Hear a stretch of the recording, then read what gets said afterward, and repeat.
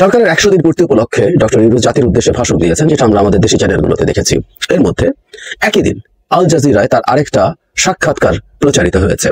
অনেকের চোখে পড়েছে সেটা নিয়ে বিস্তারিতভাবে কথা বলবো, কিন্তু তার মধ্যে তিনি কিছু কথা বলেছেন নির্বাচন নিয়ে। আমি ধারণা করি যেটা আমাদের এই রাজনৈতিক অ্যাটমসফিয়ারে এটা খুব সিরিয়াস ডিবেট ইনিশিয়েট করবে। এটা শুধু রাজনৈতিক দলগুলো না, এটা আসলে যারা রাজনীতি নিয়ে খোঁজ খবর রাখেন, যারা দেশকে নিয়ে ভাবেন, যারা পলিটিক্যালি কনসিয়াস, প্রত্যেকের মধ্যেই এটা নিয়ে বিতর্ক হতে পারে। প্রথমে বলে রাখা ভালো, উনি খুব ডিসাইসিভ কিছু বলেছেন তা না। তিনি যা বলেছেন এক ধরনের অস্পষ্টতা আছে, আবার কিছু ইঙ্গিত আছে বলে আমি মনে করি। ইংরেজিতে যে কথাটা আছে রিডিং বিটুইন দ্য লাইন্স, এটা রিডিং বিটুইন দ্য লাইন্স একটু দেখলে আমার কাছে মনে হয় যে এর মধ্যে কিছু চিন্তা প্রধান উপদেষ্টা আমাদের সামনে এসে হাজির হয়েছে। বিশেষ করে এই সরকারের আয়ু এবং নির্বাচন নিয়ে, এমনকি সংবিধান নিয়েও তার একটা মন্তব্য আছে এখানে, যেটা কগনিজেন্সে নেওয়া দরকার। আর ওই সাক্ষাৎকারে আরো খুব গুরুত্বপূর্ণ কিছু কথা আছে, যেটা আমি আলাদাভাবে একটা ভিডিও করব। আল জাজিরার সাথে সাক্ষাৎকারে অনেক কিছু নিয়ে কথা বলেছেন তিনি। আগামী নির্বাচনের সঠিক সময় কখন হবে এই বিষয়ে ডক্টর ইউনূসের কোনো ভাবনা আছে কিনা, এই জবাবে তিনি বলেন, না, আমার মাথায় এমন কিছু নেই। অন্তর্বর্তীকালের সময়সীমা কি হতে পারে সে বিষয়ে জানতে চাইলে ডক্টর ইউনূস বলেন, আমরা অন্তর্বর্তী সরকার, আমরা স্থায়ী সরকার নই। নিয়মিত সরকার 5 বছরের হয়, নতুন সংবিধানে সরকারের মেয়াদ সম্ভবত 4 বছর হতে পারে, কারণ মানুষ সরকারের মেয়াদ কম চায়। সুতরাং এটা অন্তর্বর্তী সরকারের মেয়াদ 4 বছরে কম হওয়া উচিত, এটা নিশ্চিত। এটা আরো কম হতে পারে, এটা পুরোপুরি নির্ভর করছে মানুষ কি চায়, রাজনৈতিক দলগুলো কি চায় তার উপরে। তিনি আরো বলেন, যদি রাজনৈতিক দলগুলো চায় এটা সংস্কার ভুলে যাও, নির্বাচন দাও, তাহলে সেটাই করা হবে।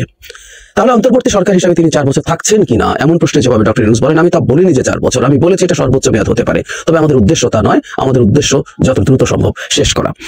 বেশ কথার বিভিন্ন রকম আমরা বক্তব্য আছে বলতে পারবো, এবং আমরা খেয়াল করি যে যখন তিনি সরকারের মেয়াদ বলছেন, তখন তাকে আবারও প্রশ্ন করা হচ্ছে যে তিনি 4 বছর মিন করছেন কিনা। তার মানে তার বক্তব্যের মধ্যে কোথাও এই ধরনের ইঙ্গিত আল জাজিরাও খুঁজে পেয়েছে।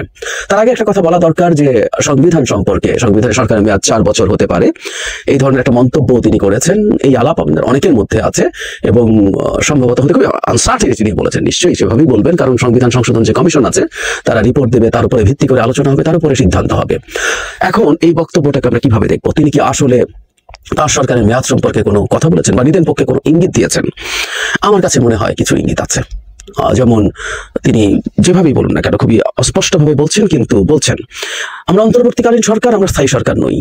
তারপরে বলছেন যে যেহেতু 4 বছর হবে, এটা বলছেন, সুতরাং অন্তর্বর্তী সরকারের মেয়াদ 4 বছরে কম হওয়া উচিত, এটা নিশ্চিত, এটা আরো কম হতে পারে। তবে তিনি যোগ করছেন এটা সবসময় নির্ভর করবে রাজনৈতিক দলগুলো কি চায় তার উপরে। আবার এটাও তিনি যোগ করছেন, তারা যদি সংস্কার বাতিল করে দিতে চায়, তাহলে তিনি খুব দ্রুত নির্বাচন হয়ে যাবে সংস্কার বাদ দিয়ে। আবারও যখন জিজ্ঞেস করা হচ্ছে, তিনি বলেছেন, আমি তা বলিনি যে 4 বছর, তিনি বলছেন এটা সর্বোচ্চ মেয়াদ হতে পারে।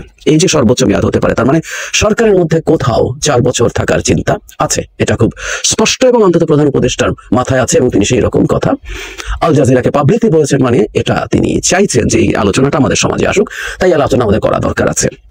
সর্বোচ্চ মেয়াদ 4 বছর, তার মানে সরকার 4 বছর পর্যন্ত থাকতে চাইতে পারেন। কিভাবে দেখবো আমরা, কিভাবে নেব? সুতরাং সরকার তার যে টেনিওর আছে সেটাকে নিজের পক্ষ থেকে একটা লিমিট আরোপ করলেন, এবং এই লিমিট ইজ ভেরি হাই, আমাদের অন্তত যতটুকু চিন্তা বা আলোচনা ছিল তার তুলনায়। কেউ কেউ অবশ্যই এর চেয়ে বেশি সময়ের কথাও হয়তো বলেছিলেন, কিন্তু আমি মনে করি এই সময়টা খুব বেশি আলোচনায় আসেনি। এখন অনিবার্যভাবেই রাজনীতির মাঠে এটা নিয়ে আলোচনা হবে। এটাকে রীতিমতো বোমা ফাটানোই আমি বলবো, কারণ হলো এই সরকারের আয়ু কতদিন হবে, নির্বাচন কবে হবে, এটা নিয়ে শুধুমাত্র যারা নির্বাচন করবেন, যারা নির্বাচন করে ক্ষমতায় যেতে চান বা রাষ্ট্রীয় সময় পেয়ে নির্বাচন একটু ভালো করতে চান, তাদের বাইরেও রাজনৈতিক সচেতন মানুষ এই বিষয় নিয়ে তর্ক বিতর্কে জড়িয়ে গেছেন। আমি খেয়াল করেছি, আমি যখনই নির্বাচনের সময় নিয়ে কথা বলেছি, আমাদের অনেকেই সেটা আপনারা মন্তব্য করেন, আমি মন্তব্য পড়ি, আক্রমণ করে মন্তব্য করেছেন, ফাইন। এবং আমি দেখেছি যে এটা নিয়ে আমাদের বিভক্তি আছে, নির্বাচন কবে হওয়া উচিত, কতটুকু সংস্কার হওয়া উচিত, কত দিনে সংস্কার হওয়া উচিত, এগুলো নিয়ে। সো এটা অনিবার্যভাবেই একটা গুরুত্বপূর্ণ বিতর্ক ট্রিগার করবে। এবং আমরা যদি খুব স্পেসিফিকলি বলি, বিএনপি সাম্প্রতিক সময়ে খুব দ্রুত নির্বাচনের কথা বলছিল। তারা এক সময় বেঁধে দিচ্ছিল 3 মাস 6 মাস, পরে সেখান থেকে সরে এসে একটা রোড ম্যাপের কথা বলছিলেন বিএনপির পক্ষ থেকে, কিন্তু তারপর তারা সেটা থেকে সরে এসে এই কয়েক সপ্তাহ হলো খুব দ্রুত, খুব স্বল্প সংস্কার করে নির্বাচনের কথা বলছে। শুধু তাই না, বিএনপি একটা কথা রাগঢাক করছে না, সেটা হচ্ছে বিএনপি বলছে যে তারা বিরাজনীতিকরণের এক ধরনের সম্ভাবনা দেখছেন বা আশঙ্কা বোধ করছেন। তারা 1-11 রেফারেন্সও কেউ দিয়েছেন। সুতরাং যখন এই প্রেক্ষাপটে তারা দ্রুত নির্বাচন চাইছেন, তাদের এই শঙ্কার মধ্যে আপনারা খুব নিউট্রালি যদি চিন্তা করেন, তাহলে বিএনপির মধ্যে এই ধরনের শঙ্কা হওয়া অমূলক না। ফলে 4 বছর সর্বোচ্চ হতে পারে, এই চিন্তাটা সরকারের আছে, এটা তাদের সেই দুশ্চিন্তা, সেই শঙ্কা আরো বাড়িয়ে দেওয়ার খুব ভালো সম্ভাবনা আছে, এটা নিয়ে কোনো সন্দেহ নাই। এমনও হতে পারে যে ডক্টর ইউনূস এই মন্তব্যটা করে আসলে দেখতে চাইছেন হাউ উই রিয়াক্ট, উই বলতে অল দ্য পিপল, যারা রাজনীতি সচেতন, যারা রাজনৈতিক দল করবেন, যারা রাজনৈতিক দলে আছেন, সবাই মিলে কিভাবে দেখেন, কিভাবে নেন, সেই ব্যাপারটাকে তিনি হয়তো দেখতে চাইছেন। আবার তিনি এইটুকু বলছেন মতৈক্যের কথা সবসময়ের মতো যেমন বলছেন, এবং আমি এই কথাটা বারবার বলেছি, এই মতৈক্য ব্যাপারটা আসলে শুনতে যতটা সহজ মনে হয়, এটা আসলে খুব সহজ না। যদি মতৈক্য না হয় তাহলে কি হবে, এই প্রশ্ন আমার মাথায় খুব অনিবার্যভাবেই আসে।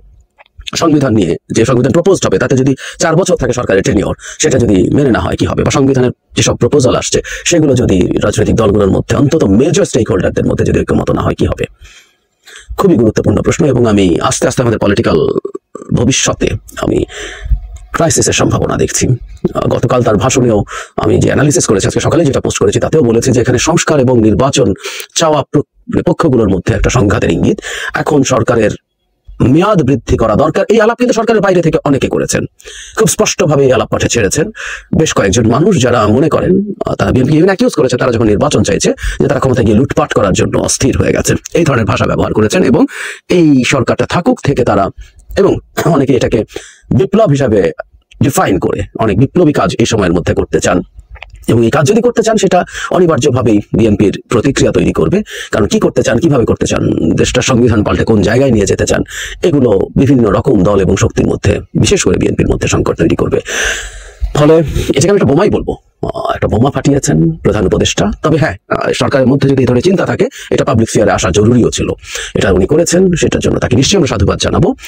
এবং জানুয়ারির পর আসলে আমরা বুঝতে পারবো কি পরিমাণ সংস্কার করা যাবে। ইনফ্যাক্ট উনি ওটার ভিত্তিতে এই কথাগুলো বলেছেন বলে আমরা ধারণা করবো, কারণ সবগুলো দল মিলে যদি একমত হয় যে আমরা এই সরকারের অধীনেই এতগুলো সংস্কার করতে চাই, এগুলো করে আমরা তারপর নির্বাচনে যেতে চাই, এখন 4 বছর ধরে কি কি সংস্কার করতে চায়, আস্তে আস্তে আমরা মনে হয় সেগুলো স্পষ্ট হবে, এবং সেগুলো স্পষ্ট হওয়ার পরে বুঝবো 4 বছর সময় লাগবে কিনা। আমি আবারও বলছি, ডক্টর ইউনূস বলেননি উনি 4 বছর থাকছেন, ওটা বলছে সর্বোচ্চ মেয়াদ ওটা হতে পারে, কিন্তু আবারও বলছি এতে এইরকম একটা সময় থাকারও সম্ভাবনা আছে, এটাকে তিনি উড়িয়ে দিচ্ছেন না।